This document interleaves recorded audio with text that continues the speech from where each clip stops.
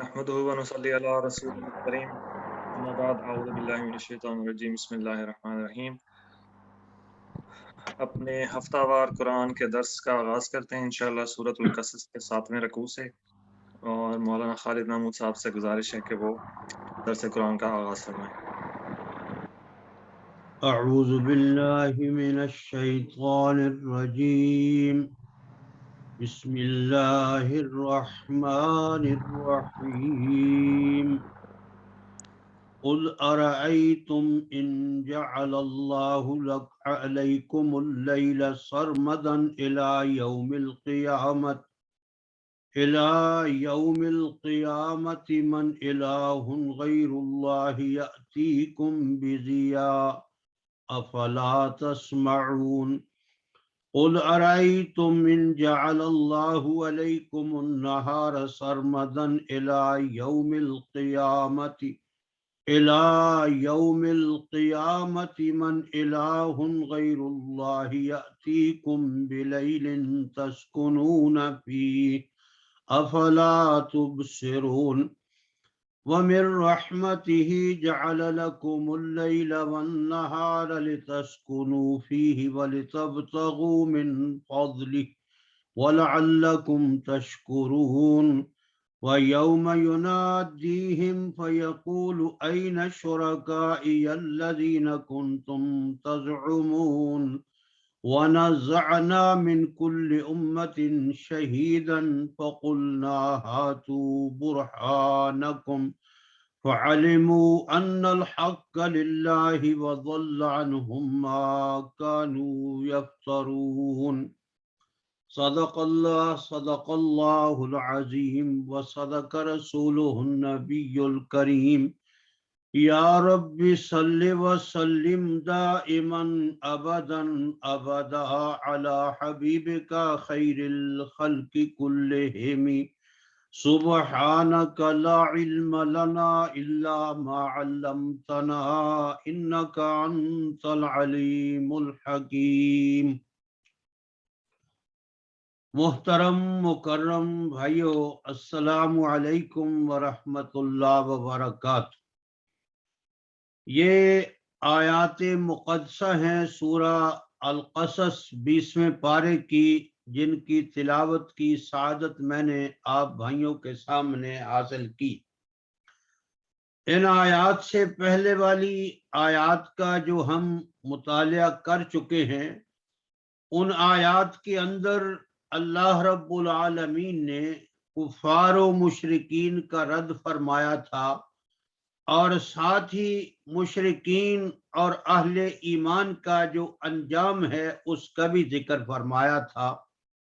مشرکین کفار کے بارے میں فرمایا من المحضرین، وہ حاضر کیے جائیں گے، یعنی مجرموں کی طرح پکڑے جائیں گے اور پکڑ کر ان کو حاضر کیا جائے۔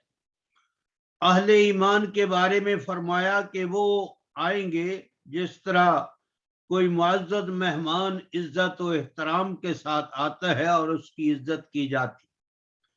اور پھر رب تعالی نے اپنی صفت خالقیت کا ذکر فرمایا تھا کہ اللہ جو چاہتے ہیں پیدا فرماتے ہیں، جس طرح چاہتے ہیں پیدا فرماتے ہیں، اور پھر پیدا فرمانے کے بعد کلی اختیارات وہ بھی اللہ کے اپنے پاس ہیں، جس کو چاہتے ہیں پسند کرتے ہیں، جس کو چاہتے ہیں پسند نہیں کرتے۔ اور اللہ نے اپنی مخلوق میں سے کسی مخلوق کو با اختیار نہیں بنایا کہ جو چاہے وہ کرے، جس طرح چاہے وہ کرے، بلکہ سب کے سب اللہ کے محتاج بندے ہیں اور اللہ کے بندے ہیں اور اللہ کی بندگی کرنے والے ہیں۔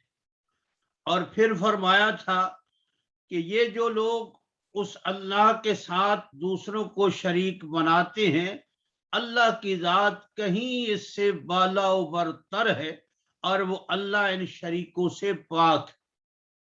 اور پھر فرمایا کہ اللہ کی وہ ذات ہے جو ظاہر اور باطن کو جانتی، انسان کے اندر جو چھپا ہوا ہے، انسان جس چیز کو ظاہر کرتا ہے، اللہ تعالیٰ کے وہ تمام امور علم میں۔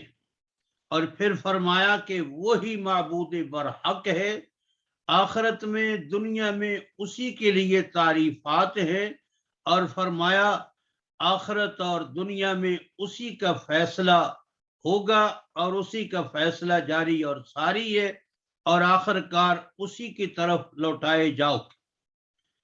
آج کی آیات میں اللہ رب العالمین نے توحید کے اثبات اور شرک کی تردید کے اندر جو ہے یہ آیات نازل فرمائیں، اور دوسرے لفظوں میں اللہ رب العالمین نے ان آیات مقدسہ کے اندر اپنی دو عظیم نعمتوں کا جو ہے وہ ذکر فرمایا ہے۔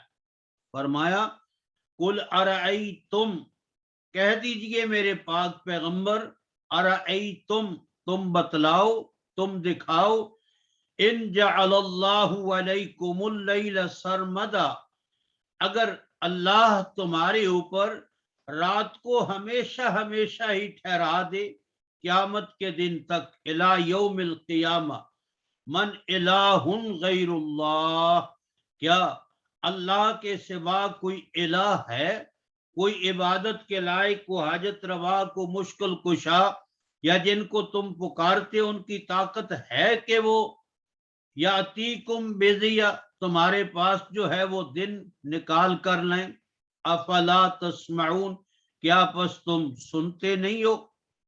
قل ارأیتم، میرے پاک پیغمبر کہہ دیجئے، ارأیتم، تم خبر دو مجھے، ان جعل اللہ علیکم النہار، اگر اللہ کر دے تمہارے اوپر دن کو سرمدن، ہمیشہ ہمیشہ، الی یوم القیامہ، قیامت کے دن تک، من الہ غیر اللہ، کوئی ہے الہ اللہ کے سوا، یاتیکم بلیل، کہ لے آئے تمہارے پاس رات کو، تسکنون فی، کہ تم اس میں سکون حاصل کرتے ہو، افلا تبصرون، کیا پس تم دیکھتے نہیں ہو؟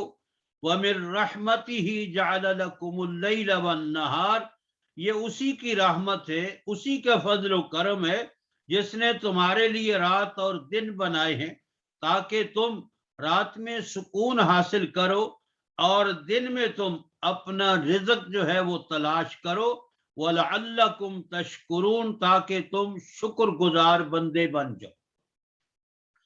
میرے بھائیوں، انہی آیات سے ملتی جلتی آیات جو ہے اسی پارے کے شروع میں جو ہے وہ آپ مطالعہ فرما چکے ہیں، اور ان کے اندر بھی بار بار اللہ تعالی جو ہے اپنے بندوں سے یہ سوال کر رہے ہیں، کیا کوئی ہے جس نے زمین و آسمان پیدا کی ہے اللہ کے سوا؟ اور پھر جواب میں یہی ہے کہ یہ کام تو اللہ ہی کا ہے، بلکہ وہ مختصراً میں آپ کی خدمت میں عرض کر دیتا ہوں۔ امن خلق السماوات والارض وانزل لكم من السماء ماء فانبتنا به حدائق ذات بهجة ما كان لكم ان تنبتوا شجرها أإله مع الله بل هم قوم يعدلون امن جعل الارض قرارا وجعل خلالا، اور آخر میں ان آیات کے جو رب تعالی نے بطور نتیجہ کے بعد ذکر فرمائی تھی وہ یہ ہے، قل لا يعلم من في السماوات والارض الغیب الا اللہ، میرے پاک پیغمبر کہہ دیجئے زمین و آسمان کا بنانے والا، آسمان سے بارش برسانے والا، اس بارش کے ذریعے سے باغات کو جو ہے وہ نکالنے والا، مجبوروں کی دعاؤں کا سننے والا جب یہ اللہ ہے تو پھر لا یعلم من فی السماوات والارض الغیب الا اللہ، پھر زمین و آسمان میں غیب کو بھی سوائے اللہ کے کوئی نہیں جانتا، اور جن کو تم پکارتے ہو، فرمایا وما یشعرون ایان یبعثون، ان بیچاروں کو تو خود اپنے بارے میں پتہ نہیں ہے کہ وہ کب جو ہے وہ اٹھائے جائیں گے۔ تو ان آیات کا بھی وہی اسلوب ہے کہ بتاؤ تو صحیح، اگر اللہ تمہارے اوپر دن رات کو ہمیشہ ہمیشہ قائم کر دے تو پھر اللہ کے سوا کوئی اور الہ ہے جو تمہارے پاس رات سے دن نکالے اور دن کے بعد جو ہے وہ رات کو لے آئے، تو جواب نفی میں ہے کہ یہ اللہ ہی کی قدرت ہے اور اللہ ہی کی حکمت ہے۔ اور پھر رب تعالی نے رات کے بارے میں فرمایا کہ اس میں تم سکون حاصل کرتے ہو، اور یہاں فرمایا افلا تسمعون، کیا تم سنتے نہیں ہو؟ یعنی دن میں انسان کو زیادہ فوائد حاصل ہوتے ہیں، اللہ کی نعمتوں سے زیادہ اس کو فائدہ اٹھانے کا موقع ملتا ہے۔ تو اس لیے یہاں پہلی آیت کریمہ کے اندر فرمایا افلا تسمعون، جہاں فرمایا کہ اگر اللہ تمہارے اوپر رات کو ہمیشہ کر دے قیامت تک، تو پھر کون ہے اللہ کے سوا جو تمہارے پاس روشنی لے آئے؟ اب یہ روشنی اللہ کی بہت بڑی نعمت تھی، تو اس لیے فرمایا کیا تم بات سنتے نہیں ہو؟ اور دوسری آیت میں دن کے بارے میں فرمایا ہمیشہ، اور پھر رات کون لائے گا؟ تو فرمایا افلا تبصرون، دیکھتے نہیں ہو ذرا؟ اور یہ اللہ کی رحمت ہے، جس اللہ نے تمہارے لیے دن اور رات بھی بنائے، اور رات کو تم سکون حاصل کرتے ہو، دن کو تم اللہ کا رزق تلاش کرتے ہو۔ اور اللہ کی ان نعمتوں کا تقاضا یہ ہے رات اور دن میں جو تم کو حاصل ہوتی ہیں، تاکہ تم شکر گزار بندے بن جاؤ۔ ایسا نہ ہو کہ رات کو تم علل تللو میں ضائع کر دو، فلم بینی میں ضائع کر دو، ڈرامے دیکھنے میں ضائع کر دو، گپ شپ میں جو ہے وہ ضائع کر دو، اور رات جو ہے وہ جس طرح آج کل کا دور بڑا عجیب و غریب دور ہے کہ یہ بڑے بڑے عمراء جو ہے انہوں نے رات کو 1-2 بجے کھانا کھانا ہوتا ہے، اور پھر دوپہر تک انہوں نے جو ہے وہ سونا ہوتا ہے، تو یہ رات تو ضائع ہو گئی۔ حالانکہ پاک پیغمبر کا فرمان یہ ہے کہ عشاء کی نماز کے بعد فوری طور پہ آدمی کو بستر پہ آنا چاہیے، تاکہ صبح آسانی کے ساتھ جو ہے صبح کی نماز کے لیے اٹھ سکے۔ تو فرمایا رات میں سکون بھی حاصل کرو، اور رات کو اپنے رب کو بھی یاد کرو۔ سیدنا عثمان رضی اللہ تعالی عنہ کا فرمان ہے کہ اگر کوئی آدمی عشاء کی نماز با جماعت ادا کرتا ہے اور صبح کی نماز با جماعت ادا کرتا ہے، تو فرمایا اللہ تعالیٰ اپنی رحمت سے اس کی پوری رات عبادت میں لکھوا دیتے ہیں۔ آدھی رات عشاء کی نماز کی با جماعت ہونے کی وجہ، اور آدھی رات جو ہے وہ صبح کی نماز با جماعت ہونے کی وجہ۔ کتنا بڑا اللہ کا احسان اور اللہ کا کرم۔ لیکن اگر اللہ توفیق عطا فرمائے اور رات کے پچھلے پہر جو ہے بیدار ہو کر اللہ سے جو ہے وہ کچھ مانگ لیا جائے، گناہوں کی معافی مانگ لی جائے، تو یہ بھی بڑی فضیلت اور عظمت کی بات۔ اور دن آج ہم دیکھتے ہیں کہ سارا دن جو ہے لوگ یا تو رزق کمانے میں مزدوری میں لگے ہوئے ہیں یا کاروبار میں، اور کچھ جو ہے جو فارغ لوگ ہیں وہ تاش کی بازی لگانے میں لگے ہوئے، اور کچھ علل تل۔ حالانکہ اللہ کے پاک پیغمبر صلی اللہ تعالی علیہ وسلم نے فرمایا کہ اگر آدمی صبح کی نماز با جماعت ادا کر اپنے گھر سے کاروبار کے لیے نکلتا ہے تو اس کے ہاتھ میں رحمان کا جھنڈا ہوتا ہے، اور اگر بغیر نماز کے نکلتا ہے تو شیطان کا جھنڈا اس کے ہاتھ میں ہوتا ہے۔ اور پھر زور کی نماز جب وہ ادا کرتا ہے تو صبح کی نماز اور زور کی نماز کے درمیان جو اس سے کچھ کمی کوتاہی جو ہے اللہ تعالیٰ اس نماز کی وجہ سے وہ معاف فرما دیتے ہیں۔ اسی طرح زور سے اثر تک اگر کچھ ہو جائے تو اللہ ان کو معاف فرما دیتے ہیں، اثر سے مغرب تک کچھ ہو جائے تو اللہ یعنی اللہ کی طرف سے ایسا نظام بندوں کے لیے مقرر کیا گیا ہے کہ 24 گھنٹے ان کے نامہ اعمال میں کوئی غلطی، کوئی گناہ اور کوئی جو ہے کمزوری باقی نہ رہے، سب معاف ہوتی رہے۔ لیکن اگر اس کی پرواہ نہ کی جائے تو پھر جس طرح آج کل ہم مسلمانوں کی زندگیاں گزر رہی ہیں، اللہ پناہ عطا فرمائے، تو فرمایا یہ اللہ کی نعمتوں کا تقاضا یہ ہے کہ تم شکر گزار بندے بن جاؤ اور اللہ کی عبادت، اللہ کی یاد جو ہے اس دن رات میں اس کو بھی نہ بھولو۔ آگے فرمایا وَيَوْمَ يُنَادِيهِمْ فَيَقُولُ أَيْنَ شُرَكَائِيَ الَّذِينَ كُنْتُمْ تَزْعُمُونَ، اور جس دن پکارے گا ان کو، پس کہے گا کہاں ہیں میرے شریک وہ جو تم بڑے بڑے دعویٰ کرتے تھے ان کے بارے میں۔ یہ آیت کریمہ جو ہے یہ بڑی اہم ترین آیت ہے اور اس پہ گہرا غور و فکر کرنے کی ضرورت۔ سورہ الانعام 7ویں پارے کے اندر رب تعالیٰ نے ارشاد فرمایا وَيَوْمَ نَحْشُرُهُمْ جَمِيعًا ثُمَّ نَقُولُ لِلَّذِينَ أَشْرَكُوا أَيْنَ شُرَكَاؤُكُمُ الَّذِينَ كُنْتُمْ تَزْعُمُونَ ثُمَّ لَمْ تَكُنْ فِتْنَتُهُمْ إِلَّا أَنْ قَالُوا وَاللَّهِ رَبِّنَا مَا كُنَّا مُشْرِكِينَ۔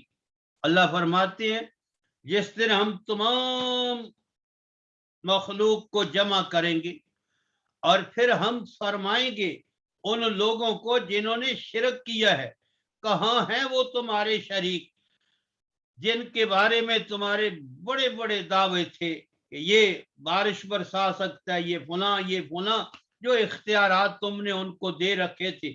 اور فرمایا ثم لم تکن فتنتم، اس کے بعد ان کا جواب، گندا جواب یہ ہوگا، فتنہ کا معنی مفسرین نے کیا ان کا گندا جواب، اللہ کی قسم ہمارے رب ہم نے تو کبھی شرک کیا ہی نہیں۔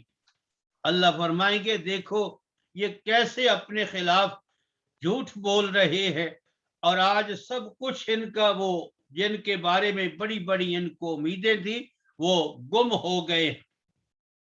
اور سورہ مومن میں رب تعالی ارشاد فرماتے ہیں قالوا ذلوا عنا لم نکن ندعو من قبل شیئا، جب اللہ پوچھیں گے کہ کہاں ہے وہ تمہارے شریک تو جواب دیں گے کہ آج وہ ہم سے گم ہو گئے، بلکہ ہم نے تو اس سے پہلے اللہ تیرے سوا کسی کو پکارا ہی نہیں تھا، ہم تو ساری زندگی تیری ہی ذات کو جو ہے وہ پکارتے رہے۔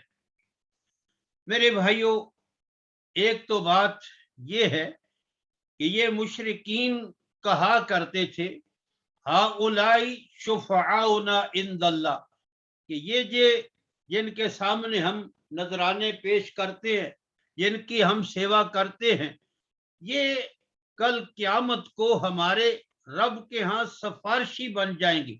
تو رب تعالیٰ فرماتی ہیں کہاں ہے وہ جن کو تم نے میرا شریک بنایا ہوا تھا، آج تمہیں ان کی سفارش کی ضرورت ہے کہ وہ میرے دربار میں سفارش کریں، لیکن وہاں کچھ ہاتھ میں نہیں ہوگا۔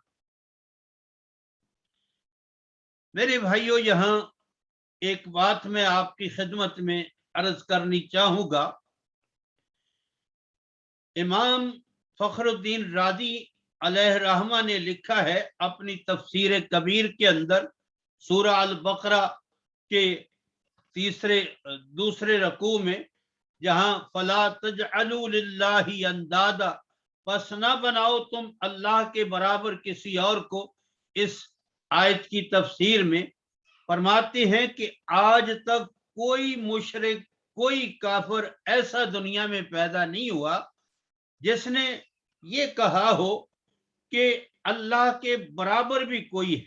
جس طرح اللہ کی ذات واجب الوجود ہے، یعنی اللہ کا اپنا ذاتی وجود ہے، اللہ کو وجود کسی نے دیا نہیں ہے بلکہ اللہ کی ذات واجب الوجود ہے اپنی ذات میں، اسی طرح کائنات میں کوئی اور بھی ہو جو واجب الوجود ہو جس کا اپنا ذاتی وجود ہو، یا جس طرح اللہ کا علم اپنا ذاتی علم ہے، اسی طرح مخلوقات میں سے کسی کا علم اپنا ذاتی ہو، یا اللہ سب کچھ سننے والا ہے، اسی طرح ذاتی طور پہ کوئی سب کچھ سننے والا ہو۔ یعنی سب کے سب لوگ یہی کہتے تھے کہ یہ جن کی سیوا ہم کرتے ہیں، جن کے سامنے نذرانے ہم چڑھاتے ہیں، یہ وہ ہے جن کو اللہ ہی نے اختیارات جو ہے وہ دے رکھے ہیں، اور اللہ ہی کے اختیارات کو یہ استعمال کرتے ہیں، اور پھر ہماری حاجات جو ہے یہ پوری کرتے ہیں، اور سب کچھ یہ ہوتا ہے۔ اب بات جو میں عرض کرنا چاہتا ہوں وہ یہ ہے، مفسرین نے یہ بات لکھی ہے کہ اللہ کی ذات پاک کے سامنے جو امور بجا لانے چاہیے عبادت کے، مثال کے طور پہ ہم نماز میں کھڑے ہوتے ہیں، ہمارا عقیدہ یہ ہوتا ہے کہ ہمارا رب ہمیں دیکھ رہا ہے، اور پھر ہم نہایتی عاجزی اور انکساری کا اظہار کرتے ہیں۔ اس لیے انسان کے جسم میں سب سے اشرف ترین جو انسان کے جسم کا جز ہے وہ انسان کا چہرہ ہے، انسان کا ماتھا ہے۔ آپ جانتے ہیں کہ جب انسان پہ کوئی حملہ آور ہوتا ہے تو یہ چہرے کو بچانے کے لیے آگے اپنے ہاتھ جو ہے وہ کر لیتا ہے، یعنی چہرے کو بچانے کی پوری کوشش کرتا ہے۔ تو انسان کا چہرہ، اور رب تعالیٰ نے خود قرآن مجید کے اندر بھی ارشاد فرمایا، بلا من اسلم وجہہ للہ، ہاں جس نے اپنے چہرے کو اللہ کا فرما بردار کر دیا تو اس کا پورا جسم اللہ کا فرما بردار بن جائے گا۔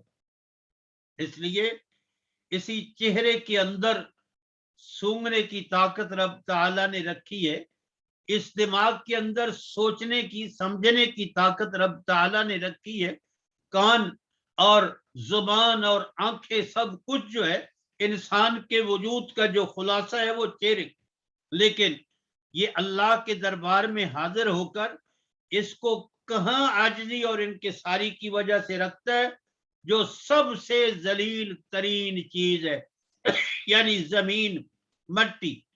آپ جانتے ہیں کہ یہ زمین ہی بیچاری ایسی ہے جس کے اوپر لوگ سب کچھ کرتے ہیں، پیشاب پخانہ بھی کرتے ہیں، جانور بھی چلتے ہیں، درندے بھی چلتے ہیں، سانپ اور بچھو بھی چلتے ہیں، گناہگار بھی چلتے ہیں، متقی بھی چلتے ہیں۔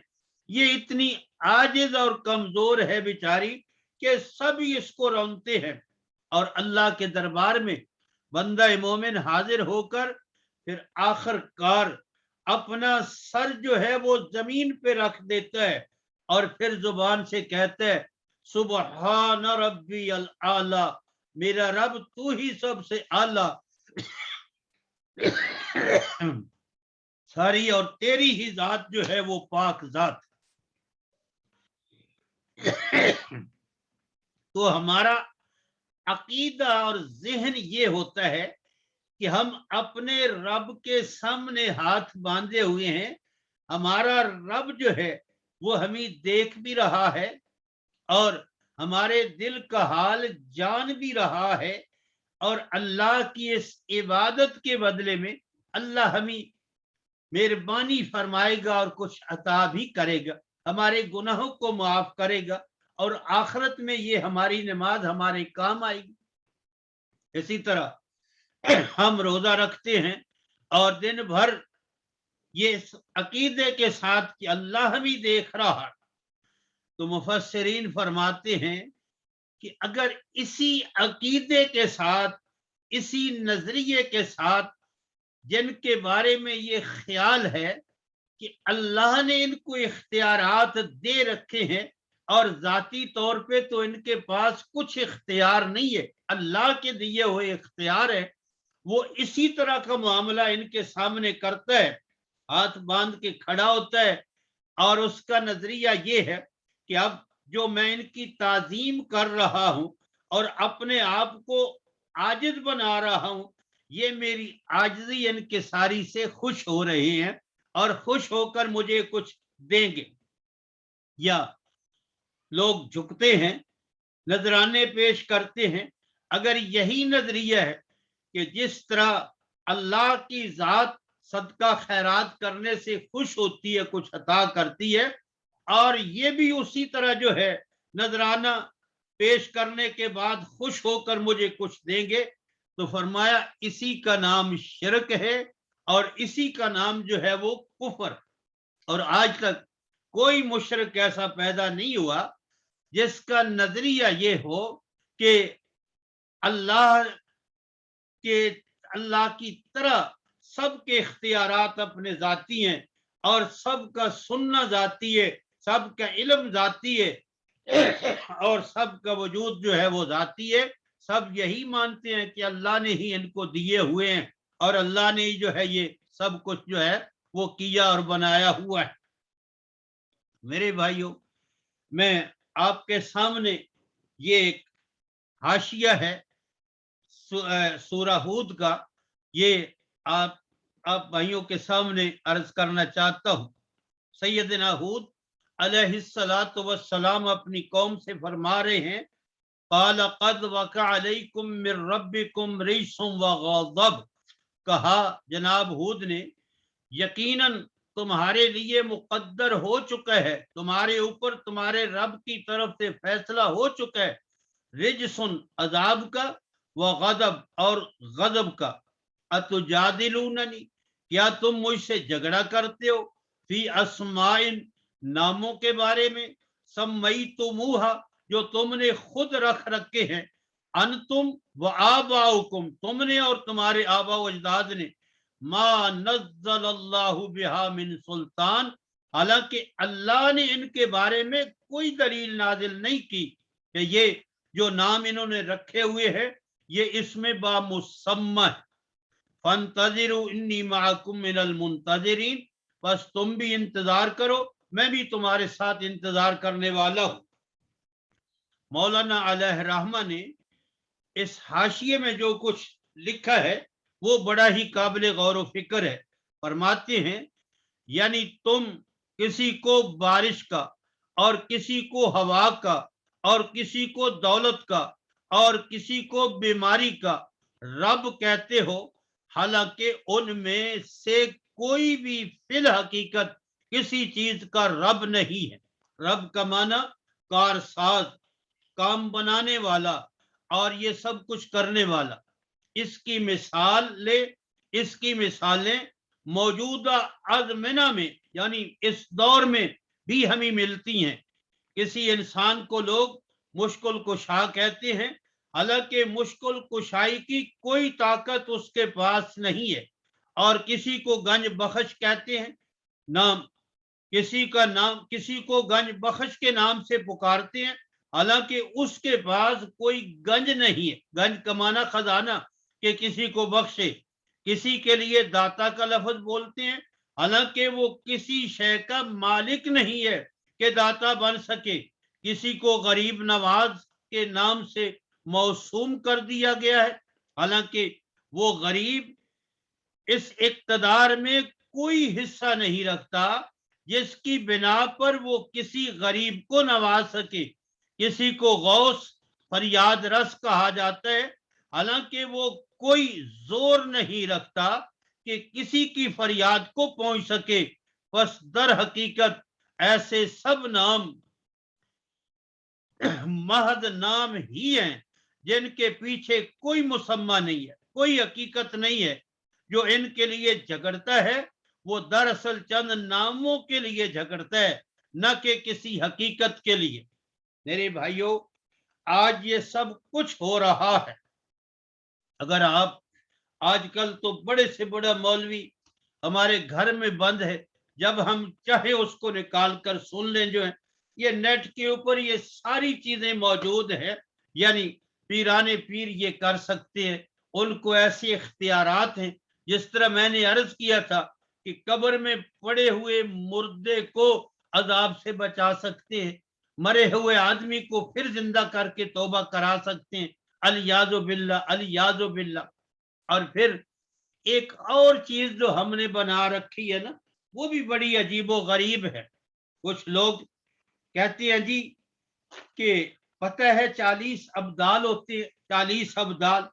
آگے سے ناسمجھ آدمی, بے علم آدمی کہتے ہیں ہاں ابدال وہ کیا کرتے ہیں؟ اللہ نے ان 40 لوگوں کے سپرد اپنا نظام کر رکھا ہے, حالانکہ اللہ کہتے ہیں کہ کائنات کو پیدا بھی میں نے کیا, چلا بھی میں خود رہا ہوں, مدبر بھی میں خود ہوں, میرے علاوہ کوئی کائنات کے چلانے والا. وہ 40 ابدال. پھر وہ آگے سے پوچھتے ہیں کہ آج کل ہمارے علاقے کا کون ابدال ہے؟ تو پھر کہتے ہیں یار تجھے پتہ نہیں ہے, ہمارے حضرت صاحب جو ہے نا یہ ابدال ہیں. تو یہ اس طرح کے قصے اور کہانیاں ہم لوگوں نے بنائے ہوئے ہیں جن کے اندر کوئی حقیقت نہیں. جس طرح میں نے پہلے عرض کیا ہے, وَرَبُّكَ يَخْلُقُ مَا يَشَاءُ وَيَخْتَارُ مَا كَانَ لَهُمُ الْخِيَرَةُ. تیرا رب جو چاہتا ہے پیدا کرتا ہے اور اسی کا سب اختیار ہے, اور اس کے اختیار میں کوئی اور ذرہ برابر بھی حصے دار نہیں. میرے بھائیوں, میدان معاشر میں رب تعالی فرماتے ہیں کہ پکارا جائے گا, کہاں ہے میرے وہ شریک جن کو تم نے بنا رکھا تھا کہ یہ میرے ہاں سفارشی ہوں گے, یہ تمہاری حاجات پوری کرتے ہیں, یہ تمہاری بیماریاں دور کرتے ہیں. آج بھی بے شمار ہے نا جی, کو گھٹنوں کا درد ٹھیک کرنے والا ہے, کو بیٹے اور بیٹیاں دینے والا ہے. اور تو فرمائیں, اور کہیں گدھے چڑھائے جا رہے. یہ بھی نیٹ پہ موجود ہے کہ سندھ کے اندر ایک دربار ہے, وہاں گدھوں کا نذرانہ چڑھایا جاتا. لیکن آج کل تو گدھا بھی بڑا قیمتی جو ہے نا یہ مال ہے, اور پتہ نہیں کیا کیا خرافات. تو اس سلسلہ میں میرے بھائیوں, مولانا علیہ رحمہ نے, حالانکہ مولانا جو ہے وہ شعر و شاعری بہت ہی کم ان کا,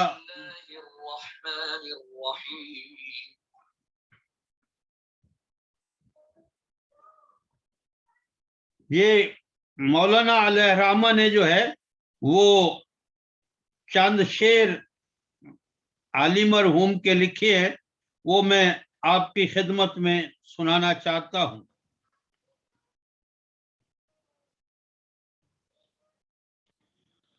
مسدس حالی میں, کرے غیر گر بت کی پوجا تو کافر, جو ٹھہرائے بیٹا خدا کا تو کافر, جو کہ آگ پہ بہرا سجدہ تو کافر, کواکب میں مانے کرشمہ تو کافر, مگر مومنوں پر کشادہ ہیں راہیں, پرستش کریں شوق سے جس کی چاہیں, نبی کو جو چاہیں خدا کر دکھائیں, اماموں کا رتبہ نبی سے بڑھائیں, مزاروں پہ جا جا کے نظریں چڑھائیں, شہیدوں سے جا جا کے مانگیں دعائیں, نہ توحید میں کچھ خلل اس سے آئے, نہ اسلام بگڑے نہ ایمان جائے. یہ علی مرحوم نے کہا. اور ایک ہندو شاعر نے جو بات کہی ہے وہ بھی بڑی قابل غور و فکر ہے, وہ بھی میں آپ کے سامنے آج عرض کرنا چاہتا ہوں.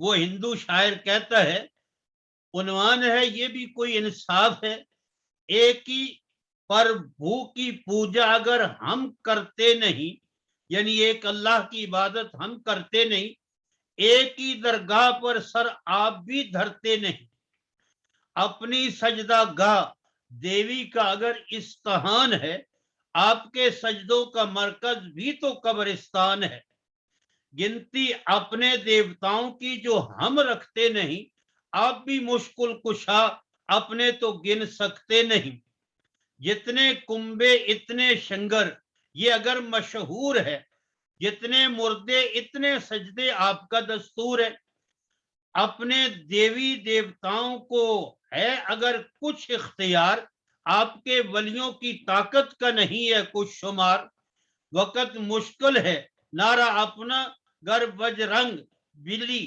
آپ کو دیکھا لگاتے نعرہ غوث علی, بھیجتا ہے برپو اوتار اپنا ہر ایک دیش میں, آپ نے سمجھا خدا مصطفیٰ کے بھیس میں, مندروں میں بھی بجاتے ہیں اگر ہم گھنٹیاں, تربتوں پر آپ کو دیکھا ہے بجاتے تالیاں, ہم بھجن کرتے ہیں گا کر دیوتا کی خوبیاں, آپ بھی گاتے ہیں قبروں پر یوں ہی قوالیاں, ہم چڑھاتے ہیں بتوں پر دودھ اور پانی کی دھار, آپ کو دیکھا چڑھاتے مرغ چادر شاندار, بت کی پوجا ہم کریں ہم کو ملے نارے سقر, آپ قبروں پہ جھکے پھر کیوں ملے جنت میں گھر.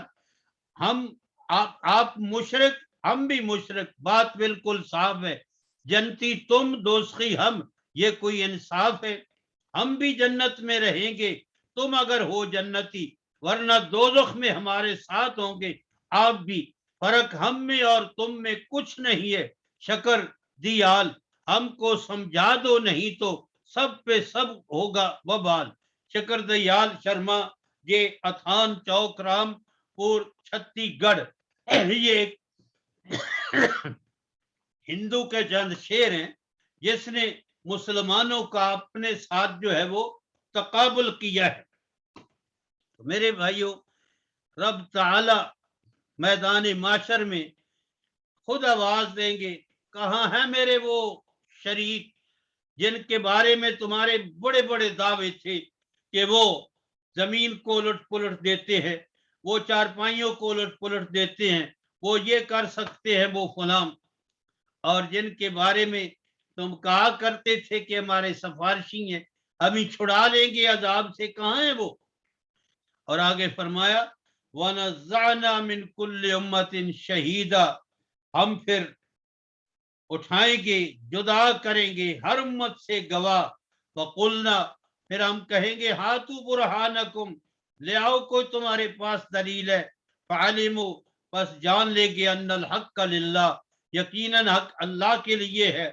اور گم ہو گئے ان سے وہ جو افترا باندھتے تھے اور کہتے. یہ آخری آیت ہے آج کے درس کی.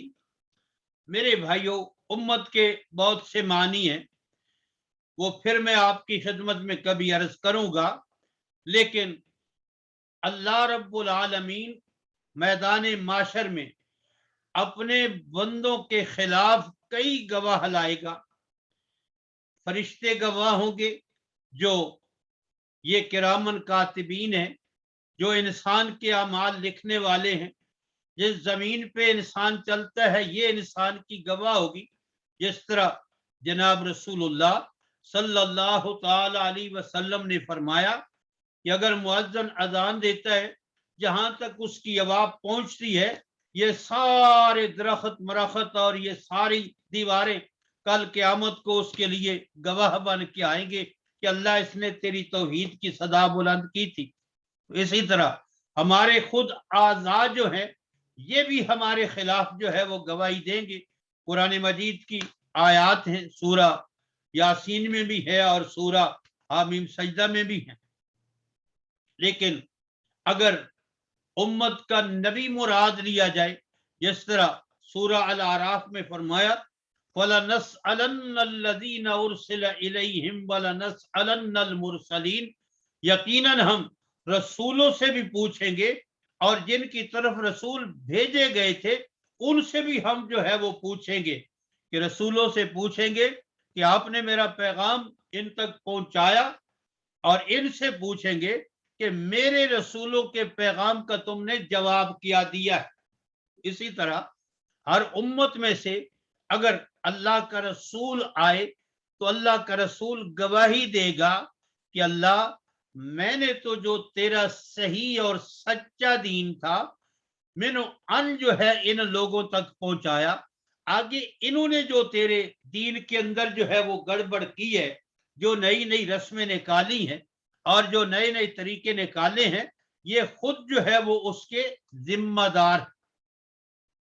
جس طرح جناب رسول اللہ صلی اللہ تعالی علیہ وسلم نے فرمایا میں حوض کوثر پہ موجود ہوں گا اور کچھ لوگ آئیں گے اور فرشتے ان کو آگے سے روک لیں گے اور میں کہوں گا اپنے ہی ان کو آنے دو آنے دو.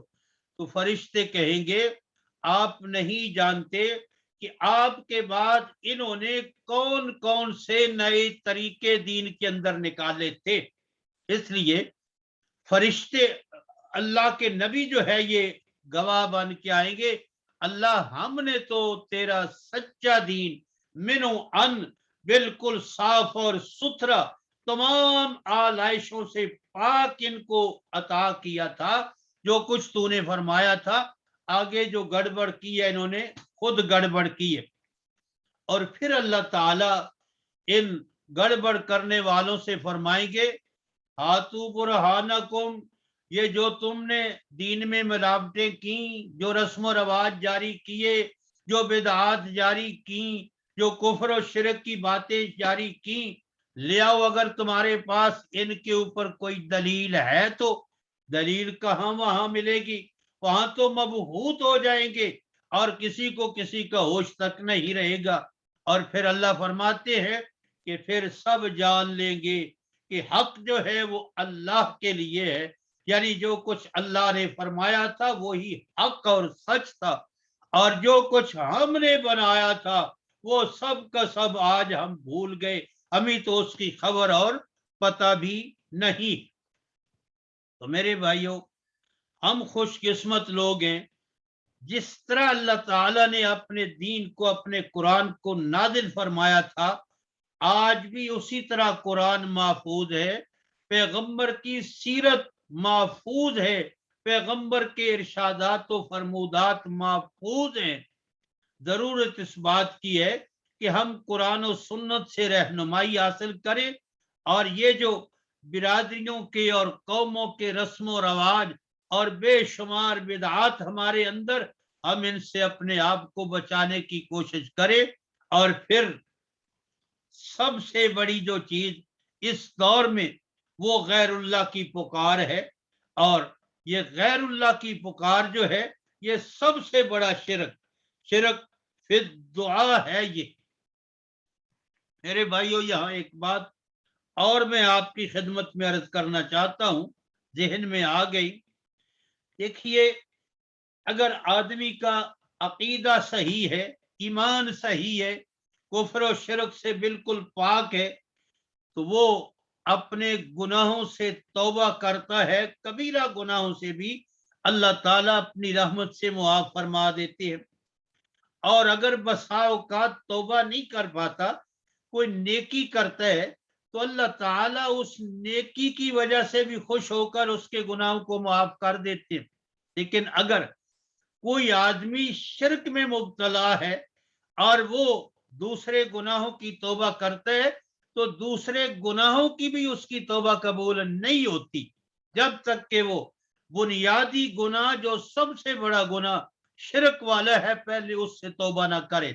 اس لیے مشرک کا کوئی عمل اللہ کے دربار میں قبول ہی نہیں ہے۔ اللہ تعالیٰ اس شرک سے اور جو اس کے لوازمات ہیں ان سب سے بچنے کی ہمیں توفیق عطا فرمائے، اور شرک کی حقیقتیں، توحید کی حقیقتیں وہ بغیر قرآن کو سمجھے ہوئے میرے بھائیوں سمجھ میں آنے والی نہیں ہے۔ اس لیے اپنی آخرت کو محفوظ کرنے کے لیے ضروری ہے کہ ہم اپنی زندگی میں سے کچھ حصہ جو ہے وہ اپنی نجات اور بخشش کے لیے قرآن کو دیں، اور خود اس میں غور و فکر کریں، تدبر کریں اور سوچ و بچار کریں، اور اس کا ترجمہ جو ہے وہ پڑھیں، تو انشاءاللہ پھر حق واضح ہو جائے گا۔ اور پھر اللہ سے دعا بھی مانگتے رہنا چاہیے، اللہم ارنا الحق حقا، اے اللہ جو حق ہے اس کو حق کر کے ہمیں دکھا دے، اور جو باطل ہے اس کو باطل کر کے ہمیں دکھا دے۔ اور جب حق آ جاتے ہیں تو وہاں سے باطل خود بخود جو ہے وہ غائب ہو جاتے ہیں۔ جس طرح وہاں حق سامنے آئے گا تو وہ جتنا باطل آگے پیچھے بنایا ہوا ہے وہ سب غائب ہو جائے گا، اور وہ سب گم ہو جائے گا، اور اس کی کوئی حقیقت نہیں رہے گی، اور وہاں پھر علم الیقین ہو جائے گا۔ علم الیقین سے آگے بڑھ کر عین الیقین ہو جائے گا، حق الیقین ہو جائے گا۔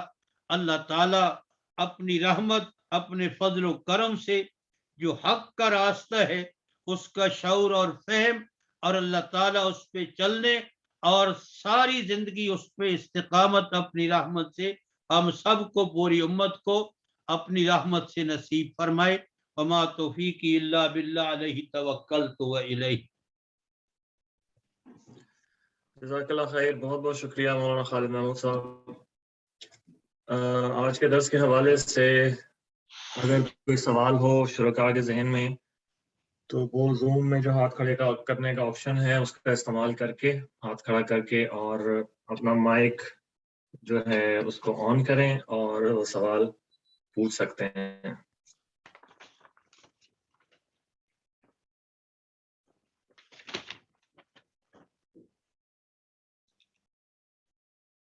جی فرمائیں جی.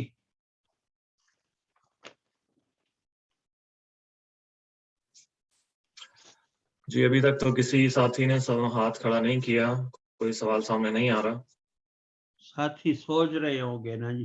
ہاں جی.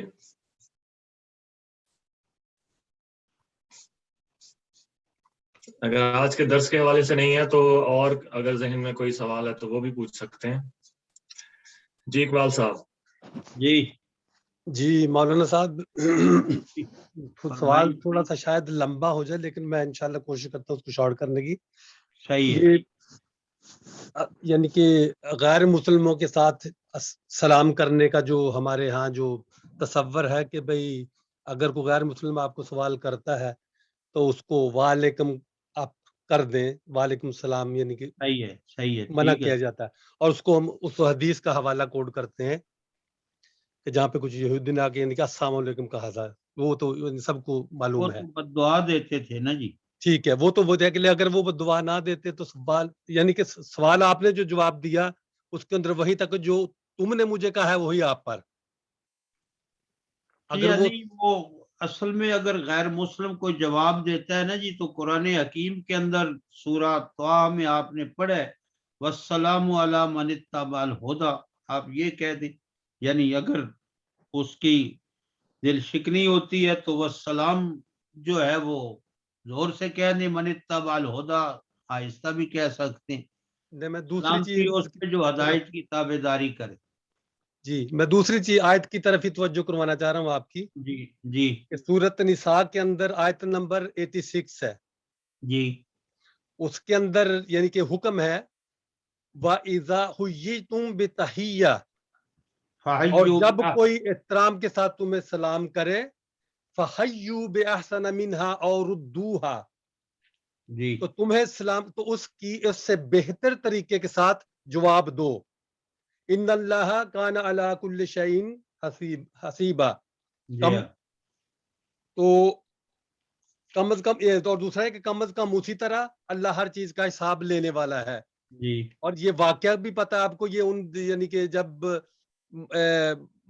مسلمانوں اور مشرکوں کے درمیان یعنی کہ جو جنگ کا تو ماحول تھا اور مسلمانوں ہی کو تنبیہ کی گئی تھی کہ بھئی آپ جو غیر مسلم بھی سلام کریں تو ان کو اسی جیسا جو آپ اس سے بہتر دو, اگر نہیں تو کم از کم اسی جیسا. تو اس حوالے سے حدیث کو اور قرآن کی آیت کو یعنی کہ یہ قرآن کی آیت تو یعنی کہ زیادہ معتبر ہے نا حدیث کی نسبت سے. تو نہیں اقبال بھائی, یہ جو آپ نے سورہ النساء کی آیت مقدسہ جو ہے نا جی جی کہ اگر کوئی تمہیں سلام کرے تو بہتر اس کو جواب دیو, یعنی کوئی کہتا ہے السلام علیکم تو تم آگے سے ورحمۃ اللہ کو ورحمۃ اللہ ساتھ کہہ دے, تم وبرکاتہ کہہ دو. جی جی جی جب اس سے آگے ایک آدمی نے کہا تو نبی پاک نے فرمایا بس سلام اتنا ہی ہے, ورحمۃ اللہ وبرکاتہ آگے طول عمری فلاں فلاں فلاں اس کی کوئی ضرورت نہیں ہے.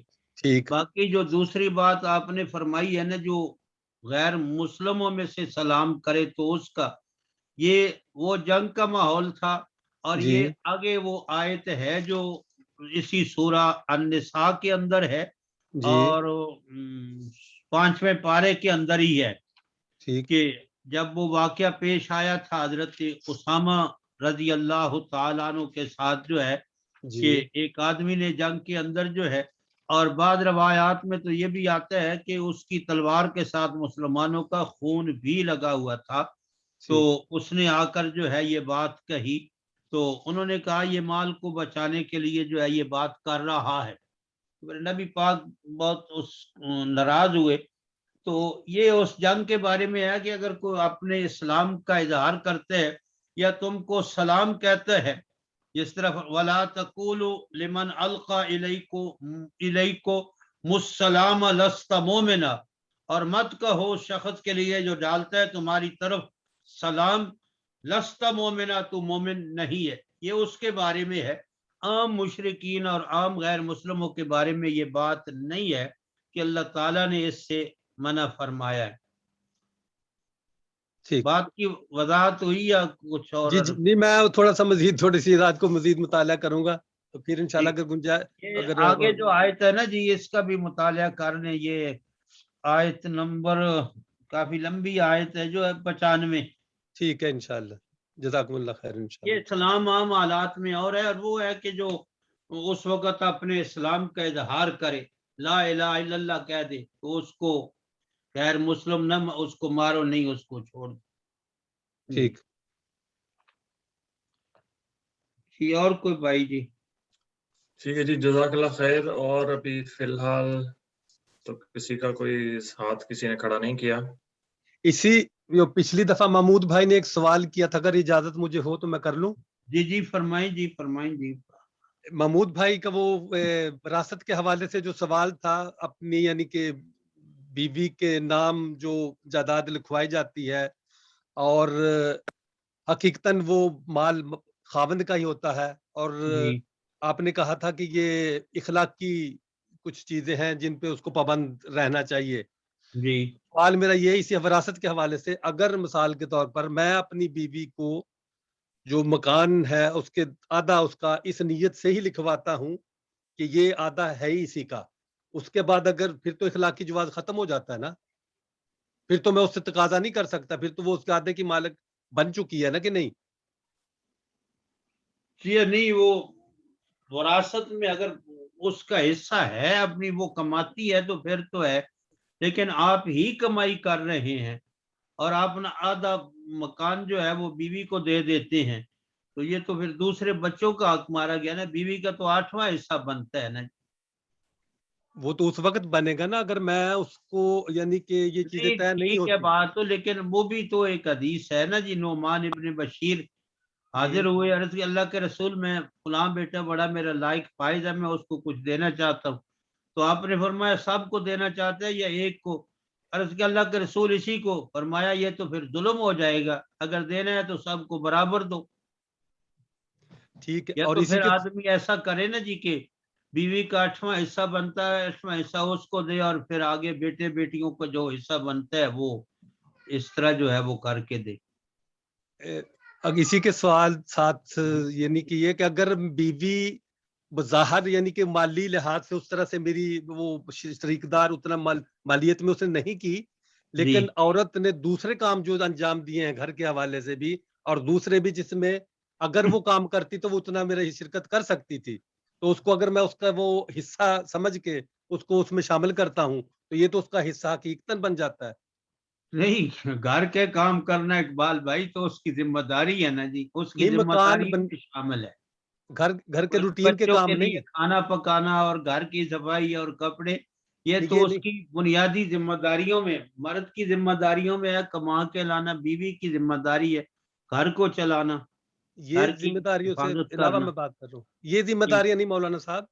जी यानी मकान अगर मैंने बनाया है जी और मकान के अंदर बहुत सारे जिस्मानी मेहनत मजदूरी जो करने वाली होती है, उसके जी अंदर मेरी बीवी बराबर की शरीक है, बराबर में काम कर रही है, जो अगर मैं किसी से करवाता कंपनी से तो मुझे पैसे पे करने के पड़ते, यानी कि जी इस तरह की जो उसकी जिस्मानी मुआवनत जो है वो माली तौर पर जो उसने मुआवनत अपनी मेहनत से की है उस हवाले से।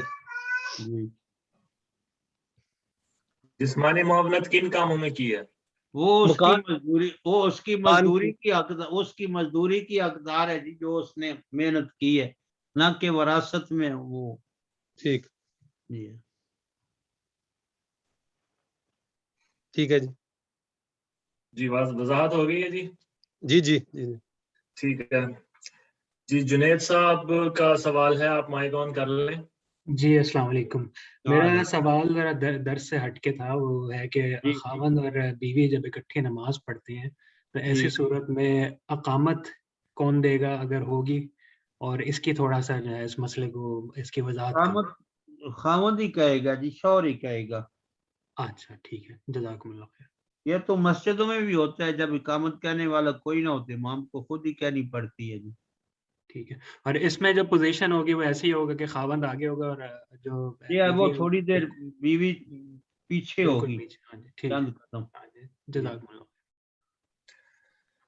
جی جزاک اللہ خیر. جی ریاض صاحب مائک آن کر لیں.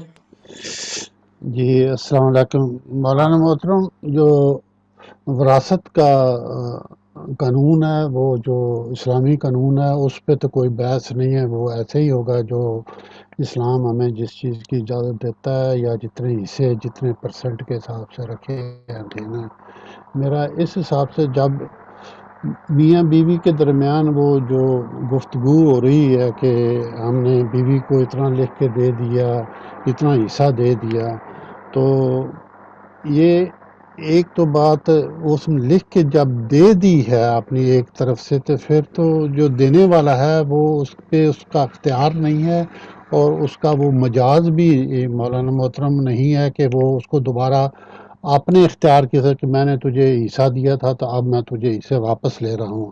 اس میں سوال تو یہ ہو سکتا ہے کہ اس نے ایک اسلام کے قانون کو فالو نہیں کیا, اس کے مطابق اس نے بیوی کو اس کا حصہ نہیں دیا. وہ تو دینے والے پہ جزا اور سزا جو ہے نا اس پہ بنتی ہے کہ اس نے اگر اسلام کے مطابق فیصلہ کیا ہے تو پھر تو جزا ہوگی, اگر اس نے غلط فیصلہ کیا, دوسرے بچوں کا حق مارا ہے, ایک کو دے دیا یا ایک پارٹی فیملی کے پرسن کو دے دیا, تو پھر وہ اس ہو گیا. تو اس میں عام بھی معاملات ہیں کہ والدین کو بھی اگر آپ یا جو بھی ہو ان پہ فرائض تو نہیں ہوتے, لیکن والدین کو اگر قرض کی صورت سے بھی دیں کہ میں ابا جی آپ کو یہ 1,000 یورو جو ہے نا وہ قرض دے رہا ہوں, تو وہ قرض کی صورت سے اگر وہ لیتے ہیں تو ان کو قرض کی صورت میں اس کو اولاد کو بھی پھر واپس کرنا پڑتا ہے اس کو دیتے. یہ اس میں تھوڑی سی وضاحت میری کریں, کیا میری یہ سوچ صحیح ہے کہ غلط ہے؟ جزاک اللہ. دیکھیے جی کہ اگر ویسے تو اگر گنجائش ہے نا جی, تو نبی پاک صلی اللہ علیہ وسلم نے فرمایا ہے کہ جو کچھ تمہارے پاس ہے تمہارا مال جان وہ تمہارے والدین ہی کا ہے. جی یعنی جی اخلاقی طور پہ یہ تو بات سوچ بھی نہیں آدمی سکتا ایماندار کے والدین کو وہ قرض دے اگر وہ ضرورت مند ہیں تو جی. جی اور پھر بسا اوقات ہمارے ہاں یہ بھی مصیبت ہے کہ بھائیوں میں تقابل شروع ہو جاتا ہے کہ میرے 2 بھائی ہیں وہ نہیں دیتے میں کیوں دوں. تو یہ بھی جہالت کی بات ہے. والدین کو دینا ہے تو رب کی رضا کے لیے دینا ہے, جی ان کا جو حق ہے اس کو ادا کرنے کے لیے جو ہے نا جی وہ دینا ہے. باقی عام جو چیزیں ہیں نا جی, یہ بیوی گھر کی مالکہ ہوتی ہے, کھانا پینا لباس یہ تو اللہ تعالیٰ نے اجازت دی ہے, اللہ تعالیٰ اس بات پہ تو کوئی سختی نہیں کرتا. ہاں جو وراثت میں چیز آتی ہے اس کے بارے میں رب تعالیٰ نے اجازت دی ہے کہ تیسرا حصہ جو ہے اس میں آپ وصیت کر سکتے ہیں, وہ بھی غیر وارثوں کو جو ہے وہ آپ کر سکتے ہیں. وارثوں کے حصے رب تعالیٰ نے خود مقرر کر دیے ہیں جی. اور پھر اس سے بعد میں جو ہے وہ بہت جھگڑے فساد بھی ہوتے ہیں. حالانکہ فرض کریں کہ میرے والد نے جائیداد ساری مجھے دے دی ہے اور دوسرے بھائیوں کو نہیں دی ہے, اب اخلاقی طور پہ نہیں شرعی طور پہ اللہ کے قانون کے تحت جو ہے وہ میرے بھائی جو ہے اس سے محروم نہیں ہوں گے. لیکن میں اگر لالچ کروں تو پھر کچھ نہیں دوں گا, قانون دنیا کے قانون کے مطابق جو ہے جی. جی مولانا محترم, اس میں میرا یہی سوال ہے کہ جو آپ نے آخری جو والد صاحب نے جو دوسروں بھائیوں کا حق آپ کو دے دیا ہے, تو اس کا قصوروار تو والد صاحب ہوں گے نا اس کے, کہ انہوں نے صحیح طریقے سے فیصلہ نہیں کیا. جی تو جی وہ والد صاحب باقی میرا دوسرا وہ والد صاحب کی ذمہ داری ہے, ان سے رب جی پوچھے گا. جی اگر جی پھر ریاض بھائی ہمت حوصلہ ہو نا جی, جی تاکہ یہ اللہ کی پکڑ سے بچ جائیں جی. جی یہ تو نبی پاک کا فرمان ہے نا جی, اللہ نے بھی فرمایا ہے کہ اگر ایک آدمی ساری زندگی نیکیاں کرتے کرتے مرتے وقت وارثوں میں سے کسی ایک کو محروم کر دے جی تو پھر اس کے لیے جہنم ہے. اگر اس احساس کے ساتھ جو ہے وہ چلے رب نے دیا ہے درگزر کر دے تو یہ اس کی سعادت ہے, اللہ تعالیٰ اس کو نوازیں گے جو ہے اس چیز سے جو ہے. اور پھر اگر جن بھائیوں کو دیا ہے بہنوں کو دی ہے ان کے اندر احساس ہو تو وہ کہیں کہ نہیں ہمارے والد پہ آگے جو ہے بوجھ نہ ہو، جی ہم جو صحیح معنوں میں شرعی قانون کے قرآن کے قانون کے مطابق اسی طرح تقسیم کر لیتے ہیں جی. یہ پھر وہ ریاض بھائی اگر شرعی حکومت قانون اسلام کا ہو نا پھر تو عدالت فیصلہ کر دے گی جو قرآن و سنت میں ہے، خواہ وہ والد نے دے دیا ہو اس کو پھر بھی کر دے گی، لیکن موجودہ قانون میں پھر اخلاقی طور پہ یہ بات ہو سکتی. جی مولانا محترم ایک چھوٹا سا بحث نہیں ہے اس سے جو والدین ایک جی تو ہوتا ہے کہ ان کا حق ہوتا ہے بچوں کی جائیداد پہ، وہ خواہ اس کا جوا بھی کھیل دے، وہ ضائع بھی کر دے، کہیں جگہ پہ بھی لگا دیتے. نہیں یہ حق نہیں ہے جی. جی جی اگر نہیں جی حق نہیں ہے لیکن وہ لگا دے، ہم اس نے لگا دیا ہے، والد صاحب نے لگا دیا تھا، ہمارا یہ احترام ہے نا کہ ہم اس سے کیسے مانگیں دوبارہ کہ ہمیں پیسے دو، ہم نے آپ نے غلط استعمال کیا. ہم نے تو احترام کی وجہ سے والدین کو نہیں. دیکھیں نا جی جوئے شراب یا اس طرح گانے بجانے والوں کو وہ کر رہے ہوں تو ان کو دینا بھی کچھ نہیں چاہیے اور ان کو روکنا چاہیے، یہ فرض بنتا ہے. یہ اللہ کا حکم، اللہ نے یہی حکم دیا ہے کہ جب اللہ کی نافرمانی ہو رہی ہو تو پھر ان کی بات نہیں مانی جائے گی. جی جی میرا یہ دوسری طرف تھوڑا سا میں ہو گیا. میرا سوال یہ تھا کہ ایک تو ہوتا ہے کہ والدین کیا ان کو رہنے سہنے کے لیے، ان کی کفالت کے لیے، ان کی ضرورت کے لیے پیسوں کی ضرورت ہے.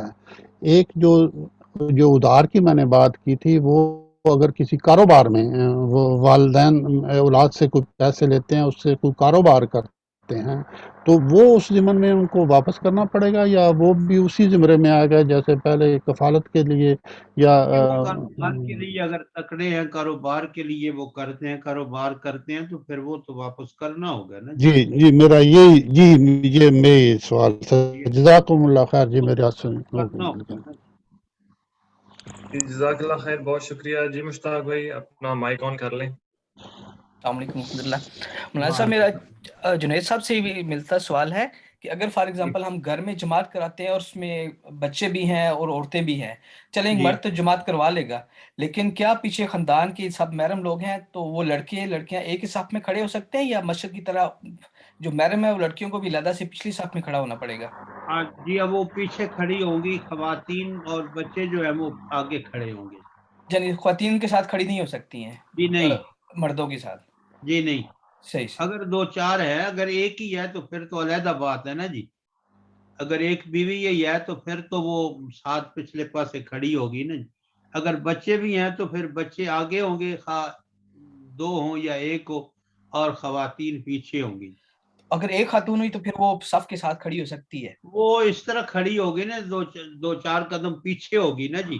صحیح. تو بالکل یعنی مقابل میں کھڑی نہیں ہوگی، وہ بھی اپنے شوہر کے مقابل میں بھی وہ کھڑی نہیں ہوگی. نہیں صف کے اندر، پچھلی صف کے اندر، پیچھے صف ہے نا پیچھے، اس کے اندر خاندان کے لوگوں کے ساتھ نہیں کھڑی ہو سکتی؟